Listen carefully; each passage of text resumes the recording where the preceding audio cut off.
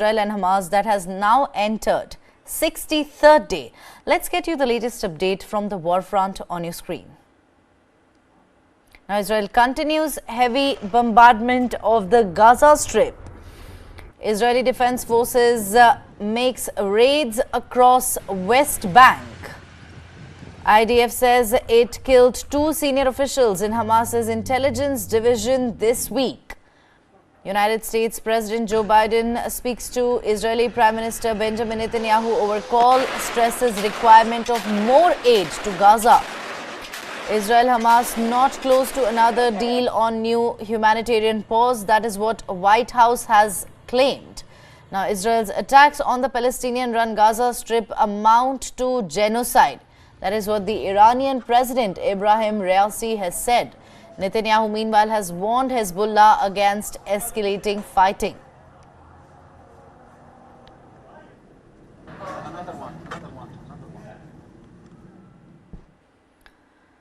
Jordan authorities dropped 2 tons of medical aid over Gaza on Wednesday as medical supplies were running out amid Israel's continuous bombardment of the Gaza Strip. Only a fraction of Gaza's hospitals remain operational due to Israeli bombing and lack of fuel. Those hospitals which are functional are increasingly seeing new waves of wounded. United Nations Secretary General Antonio Guterres on Wednesday warned the Security Council of a global threat from the Gaza war. Now, he invoked Article 99 of the founding UN Charter that allows him to bring to the attention of the Security Council any matter which, in his opinion, may threaten the maintenance of international peace and security.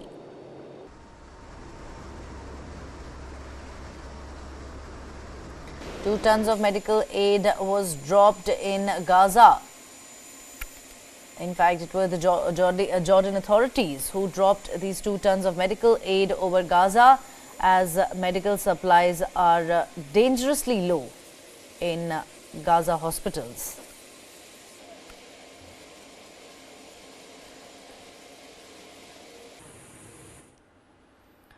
On Thursday, people in Gaza were seen digging through rubble and searching for bodies following Israeli strikes on the Rafah refugee camp in the southern part of the Gaza Strip.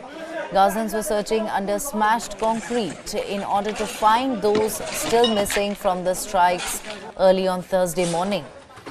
Israeli troops were engaged in battles with Hamas in the largest city in southern Gaza, while thousands of displaced civilians sought shelter near Egypt and in a desolate seaside area of the enclave.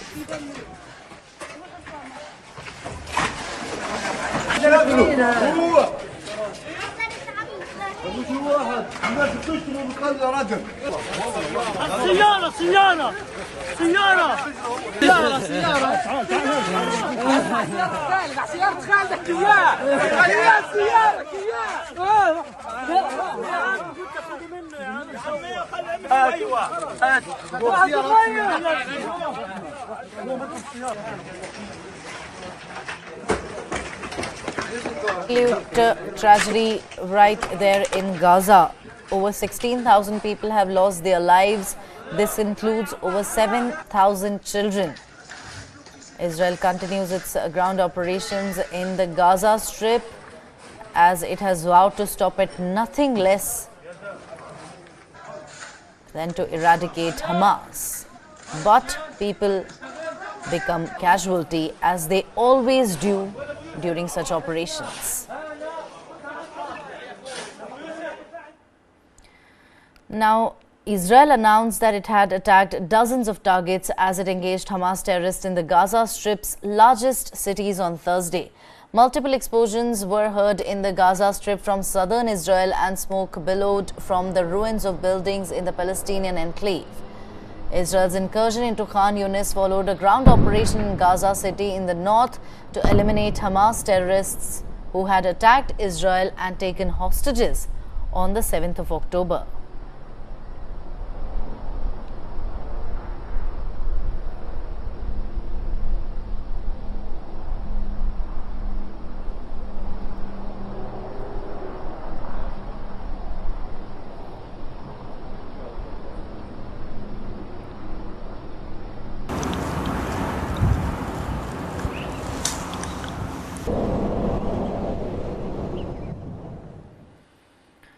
Israeli government spokesperson Alon Levy said that he was not aware of investigators finding that Israeli tank fire had killed Reuters journalist Issam Abdullah and wounded 6 others in Lebanon. Now, he denied Israeli forces targeting civilians by saying, quote unquote, "We do not target civilians." That is what he said in a televised briefing, adding, "We've been doing everything possible to get civilians out of harm's way."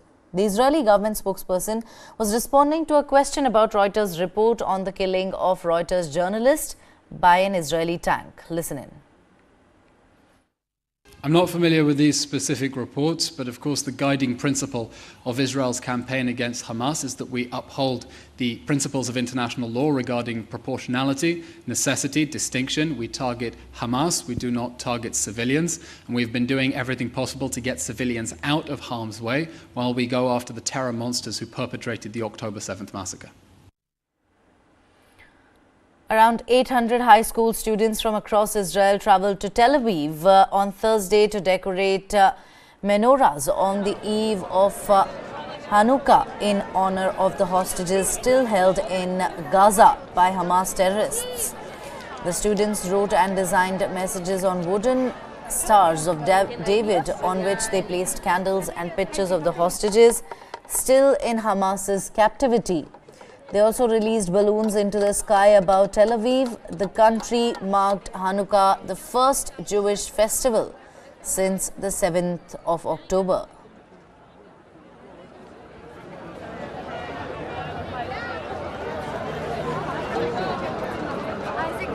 On the 7th of October, Hamas carried out a deadly assault against southern Israel, killing about 1,200 Israelis and taking over 224 as hostages. While some hostages have been released, others continue to remain in Hamas's captivity, with White House also saying that another humanitarian pause is not in sight. Now, 800 school students from across Israel decided to travel to Israel to decorate menorahs on the eve of Hanukkah. Now, this is the first Jewish festival that was observed since the 7th of October.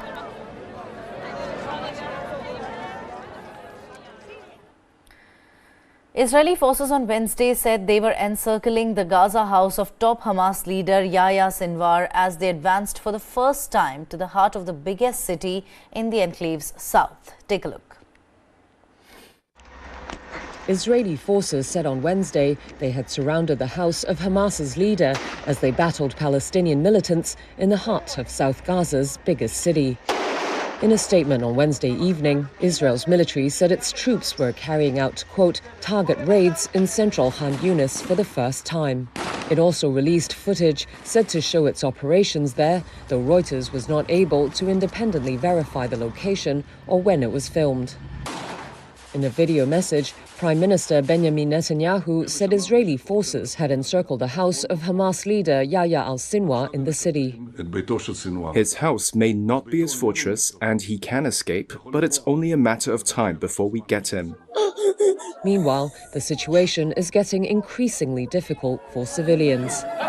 Tragic scenes like this one continue to emerge, with these children sobbing after their father was wounded when Israeli forces bombed a school in eastern Khan Yunis. Gaza's health ministry has said more than 16,000 have died in the war, while local medics said hospitals were overflowing with the dead and wounded. About 8 miles south of Khan Yunis, tens of thousands have been cramming into the city of Rafah on the border with Egypt after Israeli forces told them they would be safe there. But a house was struck on Wednesday, killing at least 15 people, according to Rafah officials. Hundreds of thousands of people displaced from North Gaza by the war are desperately seeking shelter, while the number of places in the south marked as safe by Israel shrinks. On Wednesday, United Nations Secretary-General Antonio Guterres made a rare move to formally warn the Security Council of a global threat from the Gaza war. He invoked a special UN rule to push for a ceasefire in a letter to the Council, saying the enclave faces, quote, a severe risk of collapse of the humanitarian system. The United Arab Emirates drafted a resolution to the Council demanding an immediate humanitarian ceasefire with a vote sought on Friday. But the United States, one of 5 veto powers on the 15-member council, is opposed to a ceasefire, saying it would only benefit Hamas. Hamas leader Yahya Sinwar told a rally in Gaza last year that Hamas would deploy fighters and rockets in a fierce strike on Israel, the nation that imprisoned him for 23 years. On the 7th of October, the deadly Hamas attack on Israel showed his threat was real and not mere talk.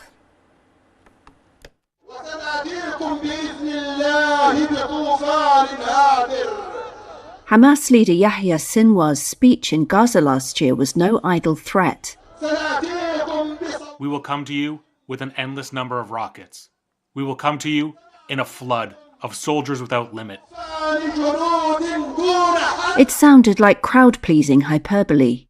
But at this time, a secret plan had already been hatched for an assault on Israel, a country that jailed Sinwar for 23 years before he was freed and rose to the Hamas leadership. October 7 would be the deadliest day in Israel's history, in which the militants killed 1,200 people and took 240 hostages, Israeli tallies say. Israel has retaliated with bombardment and a ground invasion, killing at least 15,000 Palestinians. Sinwar spent half his adult life behind bars in Israel. He was jailed in 1988 for planning the abduction and killing of 2 Israeli soldiers and the murder of 4 Palestinian collaborators. This was the moment he was freed in 2011, one of more than 1,000 Palestinians released for a single Israeli soldier. This is one of the biggest strategic events in the history of our people's cause in the past years. So we are living a moment of unusual joy.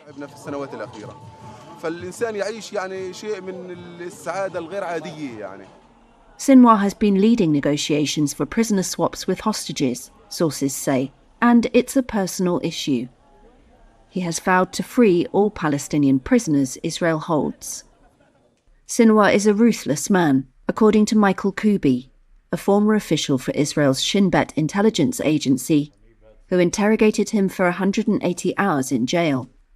The now 61-year-old militant leader was then in his late 20s, Kubi says, but dedicated to attacking Israel. Yahya Sinwar was at the prison. He was the chief of the whole Hamas prisoners. They were sitting together. They make discussion inside the prison, of course, and they taught how to fight the Israelis, after they will be released. That was his plan. Born in the Khan Yunis refugee camp, Sinwar rose to prominence as a hardline enforcer. Before jail, he was head of the Al-Majd security apparatus which tracked, killed and punished Palestinians accused of collaborating with Israel. Sources who know him, whether Hamas or Israeli, agree his devotion to the militant movement is extraordinary. So he told me, the Hamas is my wife, the Hamas is my child, the Hamas for me is everything. Sinwar is one of Israel's most wanted. This was Israeli Army Chief of Staff Herzi Halevi in October. The one who decided on this despicable attack was Yahya al-Sinwar, the sovereign of the Gaza Strip. Therefore, he and the whole system under him are as good as dead. Regional officials say Israel is unlikely to end the war until Sinwar is dead or captured. 2 military experts said that would be an important symbolic victory. But achieving it would be long and costly for Israel, with no guarantee of success. Sinwar Mohammed Daif, the mastermind of last month's assault, and a third commander, direct military operations, possibly from bunkers beneath Gaza, Hamas sources have told Reuters. Some tunnels are believed to be 80 meters underground, and Kubi says Sinwar wouldn't give up. Even he will fight. I'm sure that Yahya Sinwar wouldn't leave the Gaza Strip. The Israeli army on Thursday released footage it claimed showed operations against Hamas terrorists in the Gaza Strip. The videos include Israeli soldiers on the ground and aerial footage of explosions. Israel said on Thursday it had killed a number of gunmen in southern Gaza's largest city, Khan Yunis, including 2 terrorists who emerged firing from a tunnel a day after Israeli troops entered the heart of the city. Gaza's health officials said an Israeli airstrike had killed 4 people in a house in a refugee camp in central Gaza Strip overnight, and another strike killed 2 people in Khan Yunis on Thursday morning.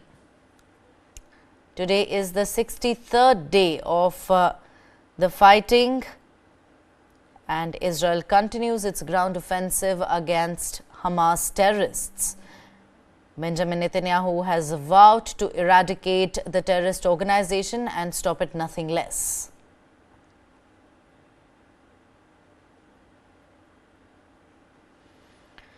An Israeli tank crew killed Reuters journalist Issam Abdullah and injured 6 reporters in Lebanon on the 13th of October while they were filming cross-border shelling. The incident occurred when the tank fired 2 shells in quick succession from Israel. The journalists, including those from Reuters, AFP and Al Jazeera, were covering the Israeli military's response to attacks by Lebanese Hezbollah terrorists following the 7th of October attack on Israel by Hamas. Take a look.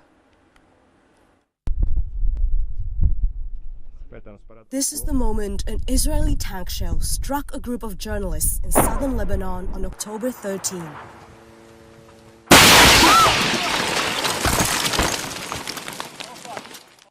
The strikes killed Reuters journalist Issam Abdallah and wounded 6 other reporters. The journalists from Reuters, Agence France-Presse and Al Jazeera were there covering cross-border shelling by the Israeli military in response to attacks by Lebanese Hezbollah militants in the wake of the October 7 attack on Israel by Hamas. We're very clearly 7 well-marked journalists in press vests with helmets, with a car that has TV on it, standing in an open area in the face of an Israeli military site. So, I mean, they knew we were there. A Reuters investigation has found an Israeli tank crew killed Issam Abdallah and wounded the other reporters by firing 2 shells in quick succession from inside Israel. We gathered evidence from the scene. There appears to be a crater on the floor. We also examined hours of video footage from 8 media outlets who were in the area at the time and reviewed hundreds of photos, including high-resolution satellite images. Independent Research Institute, the Netherlands Organization for Applied Scientific Research, TNO, analyzed the material for Reuters at its laboratories in The Hague. TNO's key findings? A large piece of metal from the scene was the tail fin of a 120mm tank round made by an Israeli weapons manufacturer and fired from a smoothbore tank gun positioned just across the border. It's just behind the UN blue line. TNO's report is consistent with allegations by Lebanon that the Israeli military was responsible for the deadly attack. I believe that it is in the military strategy of Israel to kill journalists, so they kill the truth. Asked about the findings of the investigation, the Israel Defense Forces international spokesman, Lieutenant Colonel Richard Heck, said, "We don't target journalists." International humanitarian law bars attacks on journalists who have the full scope of protection granted to civilians and cannot be considered military targets. Reuters editor-in-chief Alessandra Goloni condemned Abdallah's killing. And we call on Israel to explain how this could have happened and to hold to account those responsible for his death and for the wounding of our colleagues Tahir al-Sudani and Maher Nazeh. Since the Gaza war broke out, Israeli forces and Iranian-backed Hezbollah have traded fire on an almost daily basis across the border. On October 13, reports of armed fighters attempting to infiltrate into Israel from Lebanon and subsequent cross-border shelling drew reporters from multiple news organizations to the area around the village of Alma al-Shab. Abdallah took this video moments before his death. It shows reporters standing on a hilltop in an open area. They were clearly identified as journalists. Reuters reporter Maher Nazeh was there. We chose that place because it's far away from where the shelling was happening and because it's open, and third, so that we could be identifiable as journalists. We weren't alone. There were 7 of us with 3 cars wearing our flak jackets, and the cars had TV written on them. So even from a distance of 10 kilometers away, they would be able to distinguish that we were journalists. The IDF did not respond to questions about whether it was aware that the crew had clearly identified themselves as journalists. Once set up, Reuters started feeding live footage to its clients. The AFP and Al Jazeera teams were also broadcasting live. After filming for 45 minutes, the Reuters team turned the camera to focus on an Israeli military outpost about 2 kilometers away.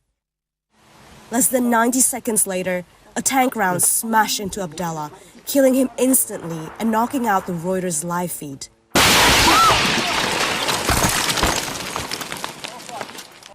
37 seconds later, a second round smashed into Al Jazeera's car, setting it ablaze. You can see the direction in which the wall has caved in.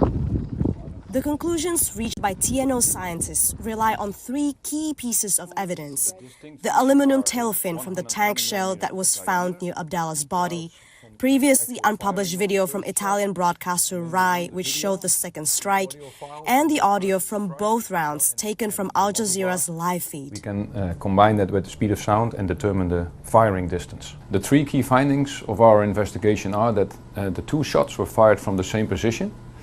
We were able to narrow down the type of ammunition, which is a 120mm tank round, and through triangulation we were able to determine the firing point, which is just behind the UN blue line. The blue line is a demarcation line drawn by the United Nations in 2000 that separates Israel from Lebanon. Military experts told Reuters the only tanks in the area with 120mm smoothbore guns are Israel's Merkava tanks. There's no record of Hezbollah operating tanks with 120mm weapons. And the biggest tank guns the Lebanese army has are 105mm. We can't bring Issam back. Issam is gone. But he hears us, he sees us, and he's waiting for us to do something for him. Nothing material, but to expose who hit him, who killed him, to the world. For them to admit that they targeted him. That is the only message that we can send to Issam, the only thing that could give him and his family peace.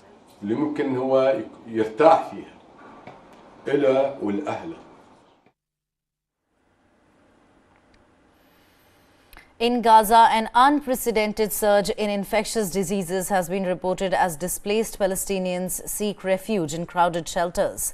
The influx is exasperating the strain on healthcare facilities and professionals already overwhelmed by the ongoing Israeli offensive. Increasing numbers of displaced Palestinians are falling victim to deadly infections. And there are fears that hepatitis, diarrhea and respiratory illnesses could cause more deaths than bombs and missiles. Here in the south of the Gaza Strip, Dina Abu Taubsh takes her daughter to a clinic in Han Yunis. My daughter is suffering from fever, cough and cold. We were displaced to these schools, and there are many children here. The children have caught infections because of overcrowding. The situation is difficult for my daughter, but also for other children. But it's not only the health infrastructure that is overwhelmed. Other critical infrastructure is also lacking, and there's not enough drinkable water or food. Many Gazans have resorted to eating just 1 meal a day, prioritizing children. As more families flee the conflict, poor sanitation is becoming widespread across the besieged strip, causing hygiene-related diseases such as lice infestation and scabies, making it harder for health authorities to control disease outbreaks. At present, there's no way of controlling the spread of infection, especially with the war continuing. There's a lack of water suitable for human consumption, along with a shortage of energy and electricity to operate generators. The overcrowding and transfer of people to shelters, and the failure to provide personal supplies to limit the spread of diseases.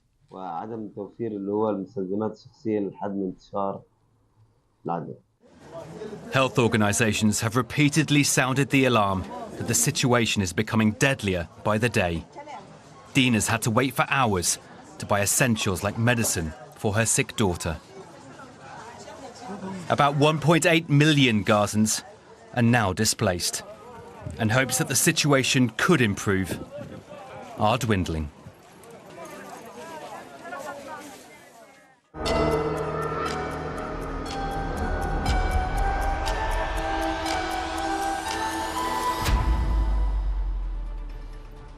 Moving on now, former Chief Minister of Telangana, Chandrasekhar Rao, leader of Bharat Rashtra Samiti, was hospitalized due to a reported leg injury sustained in an accidental fall at his farmhouse in Iravali. The former Chief Minister was taken to Yashoda Hospital at midnight and medical tests are anticipated after a 10-hour observation period. He was admitted to the hospital around 2 a.m. today in Hyderabad after he suffered a fall at his residence. The doctors suspect that the 69-year-old politician may have suffered a hip fracture and in fact may require a surgery. He was rushed to the Yashoda Hospital in Hyderabad.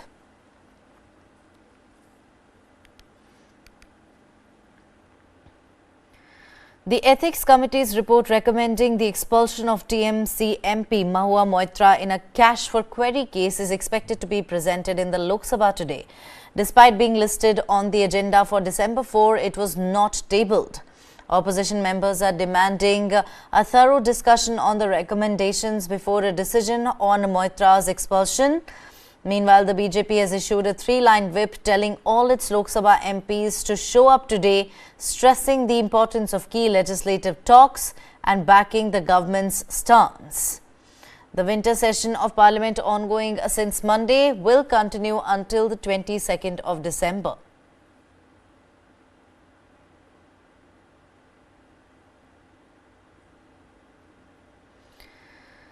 In a development, the Supreme Court is set to deliver its verdict on the 11th of December in the case challenging the Union government's 2019 decision to repeal the special status of Jammu and Kashmir under Article 370 of the Constitution. The Constitution bench, led by Chief Justice of India D.Y. Chandrachud, had reserved the judgment on the 5th of September 2023 after an extensive 16-day hearing. The petitioners in the matter had challenged not only the abrogation of Article 370, but also the J&K Reorganization Act, which resulted in the bifurcation of the state into union territories of J&K and Ladakh. Let's now take a look at the key arguments presented during the hearings. The government argued that the abrogation was in fact necessary to fully integrate Jammu and Kashmir into the Union of India. The government claimed that the valley had prospered in the past 4.5 years after the repeal of Article 370 in August 2019. The government stated that elections were due in Jammu and Kashmir, and once the situation returned to normal, it would revert to full statehood. Security improvement. Now, the centre contended that the abrogation led to a significant reduction in terrorism, infiltration, stone pelting and casualties among security personnel as well. Meanwhile, petitioners argued that the union used brute majority in the parliament and executive orders to divide a full-fledged state into union territories. Petitioners claimed that the move was an attack on federalism and a fraud played on the constitution. They also argue that Article 370 had assumed a permanent character after the dissolution of the Jammu and Kashmir Constituent Assembly in 1957. The petitioners also challenged the constitutionality of the procedure adopted to repeal Article 370 and the abolition of Jammu and Kashmir's statehood. Moving on now, Hunter Biden faces 9 tax charges in California, escalating a special counsel investigation into the president's son amid the approaching 2024 election. Now, these new charges supplement existing federal firearms charges in Delaware related to 2018 gun law violation. previously anticipated to plead guilty to misdemeanor tax charges for unpaid taxes on $4 million in personal income from 2017 to 2018. Hunter Biden's defense signals a fight against the latest charges. The plea deal collapsed in July, criticized by Republicans as a sweetheart deal amid comprehensive scrutiny of Hunter Biden's business dealings and the Justice Department's case handling. Former British Prime Minister Boris Johnson on Thursday said the controversial government Eat Out to Help Out scheme had not been presented to him as something that could increase the spread of coronavirus during the pandemic. The discount scheme to boost spending at restaurants, cafes and pubs was launched by Johnson's government in the summer of 2020. He expressed surprise at Chief Medical Officer Chris Whitty's characterization of the policy as Eat Out to help the virus. At the time that the Eat Out to Help Out policy was being aired with me for the first time, it did not seem, it was not presented to me as an acceleration, simply something to make sense of the freedoms that we were already giving. And it was not, I must emphasize, it was not at the time presented to me as something that would add to the budget of risk. Now, rail passengers in Germany are preparing for potential disruptions as the train drivers' union, GDL, declared a nationwide strike. Deutsche Bahn spokesman criticized the move, labeling it as unnecessary and irresponsible. He emphasized the impact on passengers during the festive Advent season and the strain on employees who have been diligently working to restore train services following last week's significant snowfall. Passengers in fact, they expressed their frustration at the cancellations but sympathized with train drivers wanting better working conditions.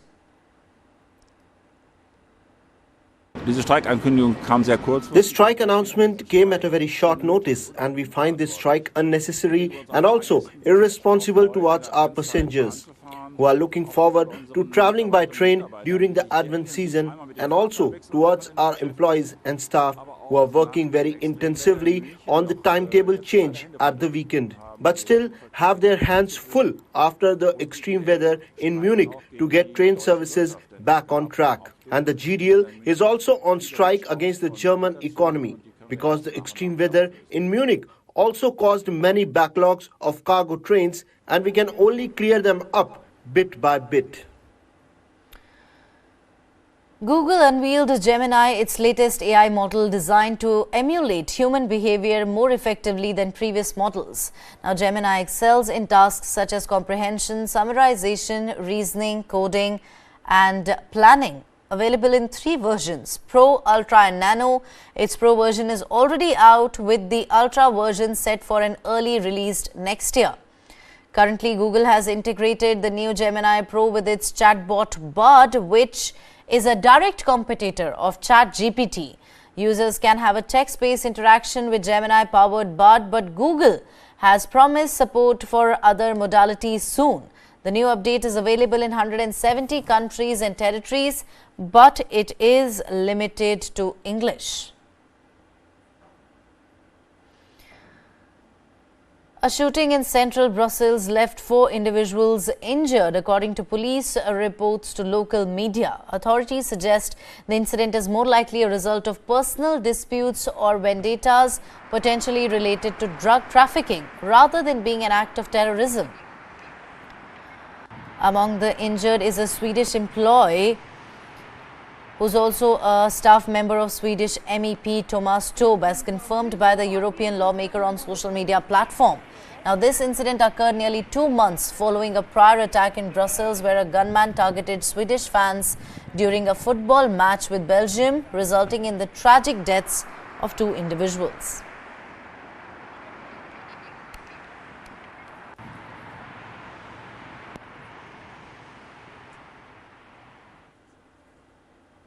Well, that's all we have in this edition of the Bulletin. Thank you very much for watching. You have a great day ahead. This is me, Neha, signing off.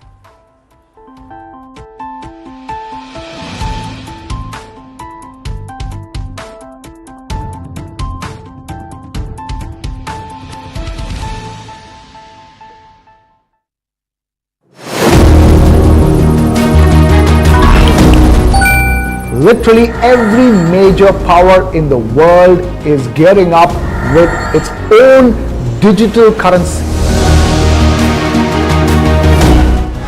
And so is India. But India's UPI has taken digital transactions to the next level. So, with UPI already available, what exactly is the use case for the e-rupee?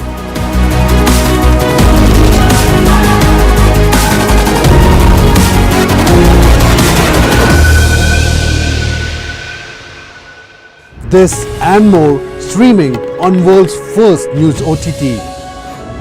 News 9 Plus, download now.